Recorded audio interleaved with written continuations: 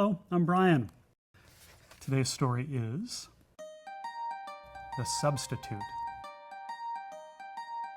Penske Trout Fibble was up to no good. You could just tell by looking at him. He was sitting in the front row of class like he always did because that's where the teacher always sat him to keep an eye on him. Penske had a history of being up to no good. In fact, he was placed in the first row after the very first day of school. That was the day Penske shot a spitball right into Wilhelmina Crimple's ear. Shot it right in from 10 feet away. It took the school nurse half the day and the longest pair of tweezers you've ever seen to get the spitball out. The teacher thought that by putting Penske in the front row, she could keep an eye on him when he was up to no good. But it never seemed to work. Penske would always wait until she turned her back to write on the chalkboard or the whiteboard when he would pull one of his stunts. The teacher would always tell him, "Don't try anything, Penske, I've got eyes in the back of my head." But that never stopped Penske, and he never got caught in the act. The bell rang and everyone sat in their usual spot. But when the teacher entered the room, it wasn't their normal teacher, Mrs. Panhandle.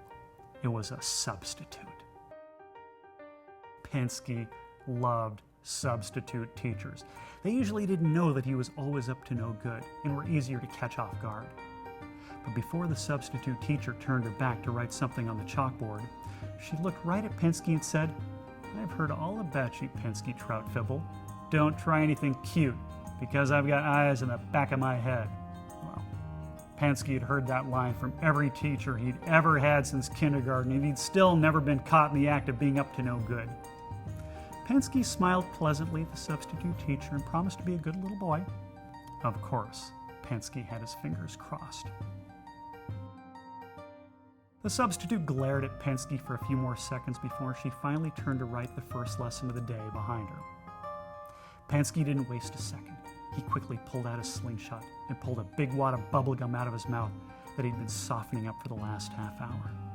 But before he could put the gum in the sling, the substitute, without even turning around from the chalkboard, said, "All right, Penske, I'll give you 3 seconds to put away the slingshot." Penske froze. How could she know that he had his slingshot out? He quickly stuck it in his desk and put on his most innocent face.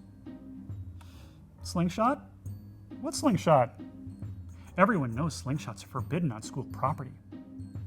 The teacher kept writing on the board without even turning around. Penske waited a few seconds more before pulling the slingshot back out again. He loaded the gum back into the sling and pulled it back as far as he could, taking dead aim at Letitia Wormwood's curly hair. But right as he was getting ready to fire, the substitute pulled a yardstick off the table by the chalkboard, in the blink of an eye, swung the stick and cut the slingshot's rubber band sling. Since Penske was still in the process of pulling back the sling, the rubber band snapped back into the hand he was pulling with, and the big, fat, gooey wad of bubblegum jumped right out of the sling and right into his own curly hair. Penske tried desperately to get the gum out of his hair, but the more he tried, the more tangled it got. Within seconds, his head was a sticky mass of tutti-frutti bubblegum, with his hand stuck right in the middle of it. Slowly, the substitute finally turned around, a big grin on her face. Penske just sat there with his hand stuck to his head, staring back at her. How did you do that?" he finally asked.